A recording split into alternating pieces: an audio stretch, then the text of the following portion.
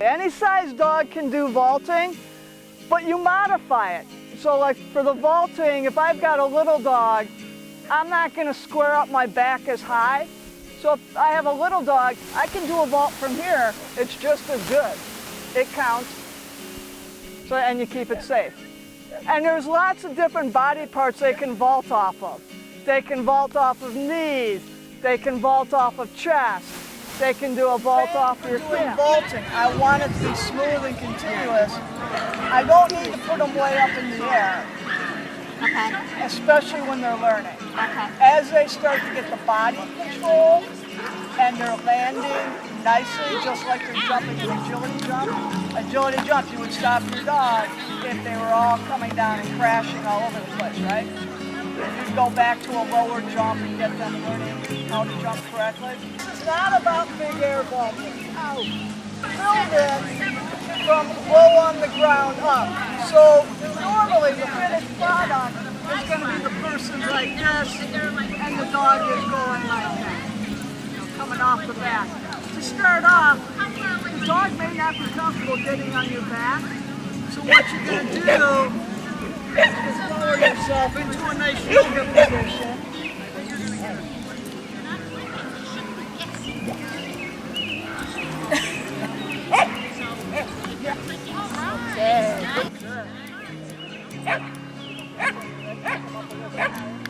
So then we can get coming higher.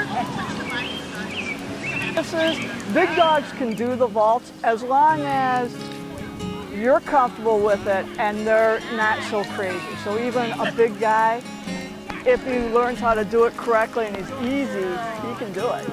Wow, that's the easy part, right? Because you're doing it for me. Now Tim has to throw it, and it's all about the setup. Under control, show you got the frisbee. So she didn't sit, so back her up. It is important to position your dog correctly as a signal for the behavior. Set her back up, further back like this. There we go. Good job.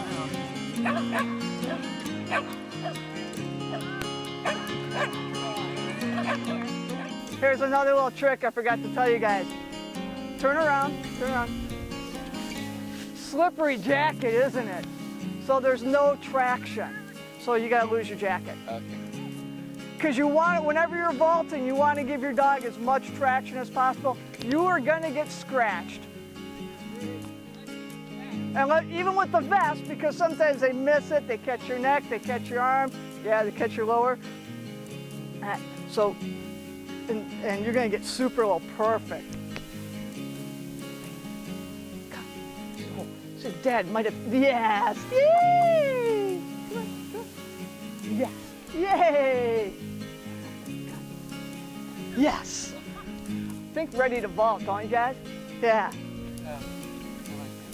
Okay, now what you would do is not like that so much, is because that's going to throw off your toss. You're going to come up and your toss would be like this. Yeah, but bring it back, not back like that, bring it back like this at first. Yep. Stop her. Okay, right there. Okay, line her, stop her. There you go, now you got her. And now bring your hand back. Line it up like. And I want you to break your elbow a little bit. Yeah. And I just want her to see that come up. Right. Over. There you go. Up here. Good, good. And then let her have. And when you're doing it by yourself, let her reward real quick. And we want to make a vault a continuous move, right? But to start off with, we need to control. Okay, up. Trying to keep him low. Good boy. Up. Yes. Good boy, Fred. The challenge for the people doing the back vault now is you got to practice without the dog doing what? Throwing it. And there's a couple different ways to do this throw, but it's easier to show without the dogs out here. So I can do this version where the dog's coming over my back here and I'm just putting it up there, right? Another version of that is coming up underneath, Oh. it can be just as effective. Set up to do that one right-handed, yeah, with the dog coming off the other side. Yeah.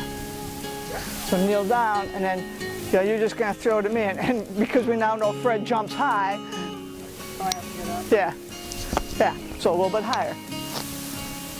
Yes. Yeah. That's too, it's over here, and where you want to get it, really, as the dog's coming square over your back, you want to get it fairly square and centered, don't you? Because that's how you avoid getting claws across your face, your neck, yes. And then from there, you start figuring out how high your dog jumps. And as you add the dog in, if you have somebody videotaping, you can go back and see, okay, they're high or low. And that's the boring part. We think, our dogs are willing partners, but for some of these tricks, it does pay. Put your dog away, come out and practice the tosses, get your body comfortable doing that move. What are you doing? You're building your muscle memory, right? Then you add in the dog. If you have a partner helping, it does help to have them. They can be your block back here.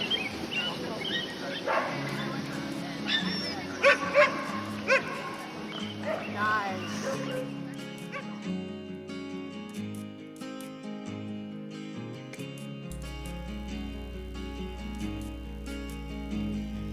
If working alone, you need to be creative and can use barriers to guide your dog.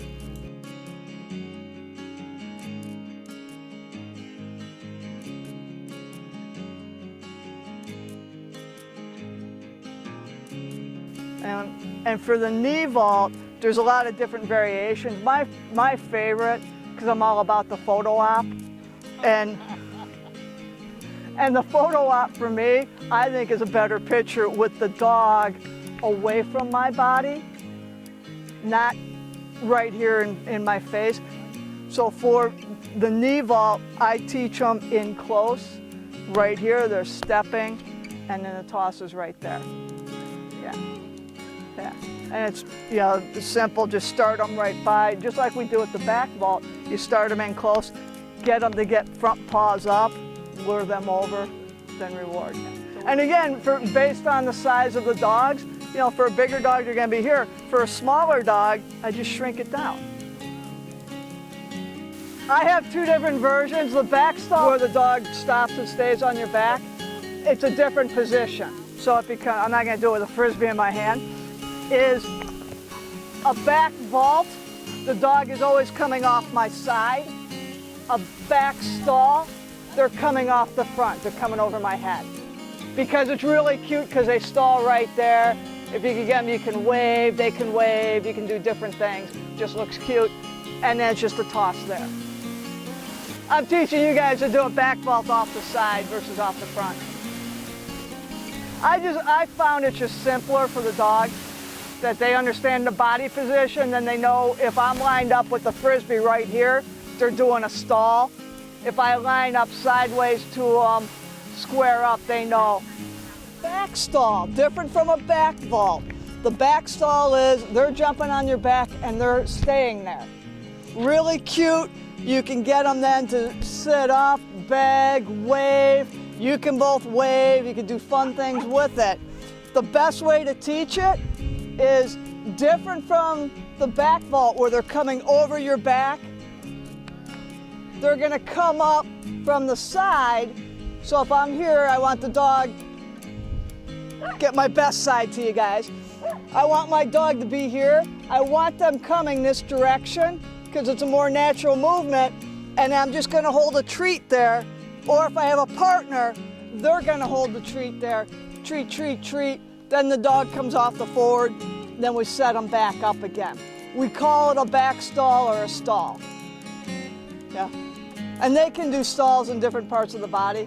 So as long as they follow your body movement, wherever position you're in, they'll do it.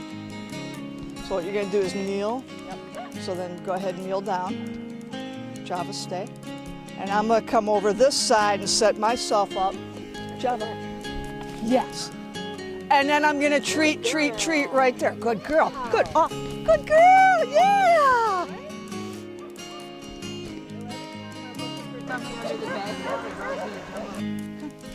Yes. Yes, good girl, good girl, good girl. Free, free, yay, good girl. Good girl, yes. Oh, you're so good.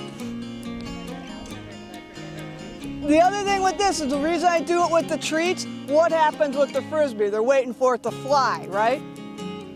So if you start it off with the treats, then I can fade the treats out, but then I can use the frisbee up there almost as a stop sign, like right here, and they know the position they've been patterned into. This is a stall, I stay. Then I can have them do, I can wave, I can throw a frisbee off for them then, so that it becomes back stall, then a toss, beautiful toss off the front. Good girl, good girl, good girl, good girl, yes, yes, good girl, good girl. And I do make this one more of a jackpot when I'm treating. Good stay, good girl, good girl. Your dog will need to learn a complete stop with treats before you can use a frisbee. Stay. Free. Yes. So then that's the next step, right?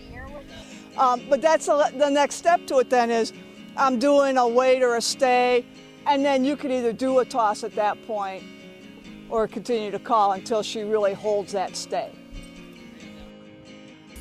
If your dog is too driven for the frisbee to stop, continue using treats. We need to go back to treats. And our job is too driven for the disc, right? So we're going to go back to just the treats to get her to stop and stay. Eventually you can fade the treat out and put the disc there. And part of it is also getting so that when the disc is here, it's a stop sign. So as my dog is coming up, where do they see it? The back of the disc. So they'll stop for that. Up, show her that hand. Now hold on to it. Bring it back up above your neck. Good. Now. Good. Good. So bring it over your head. Yeah. There we go. Working alone presents a much bigger challenge. I'll go back to giving her the treats for a while. Ready? Oh, that's nice. Excellent. Even though we got one leg off. Okay, good. And now I'm just going to call her off. Yes! Okay. She's struggling a little bit. Instead of being up so high, flatten down, come real low. And even if she just goes over you at this point, it's an easier walkover. It's like lowering the dog walker, the A-frame. Okay. Yes. Good. Yay! All right. Stay. So you're really in a crouch. You're almost flat to the ground. Okay. Up. Yay! Yeah. Oh. Okay. The other thing that's starting to happen is as she's coming up, and it's a natural instinct, what are we doing? You're pulling your hand forward. Keep the hand right there. That becomes your target.